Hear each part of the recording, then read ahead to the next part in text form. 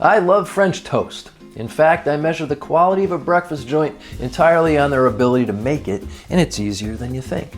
Step 1, eggs. Just like with our scrambled eggs, these can be done in a bowl with a whisk, or my preference is to throw everything together in a deli quart.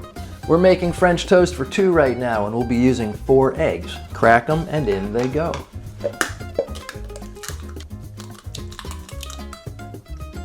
Then add a half cup of milk, a half teaspoon of cinnamon, a half teaspoon of vanilla extract, and a 1/4 teaspoon of salt.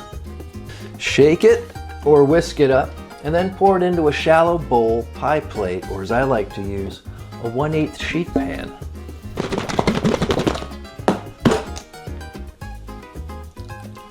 Next, grab a non-stick fry pan and get it going over medium heat.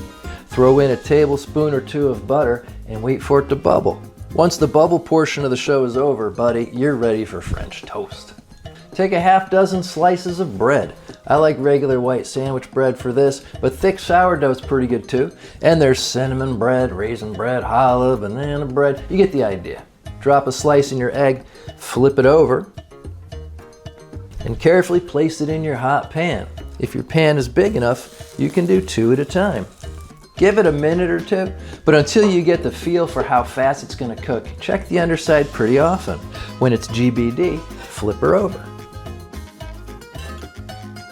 Same for the other side. When it's brown and beautiful, you're done. You got French toast.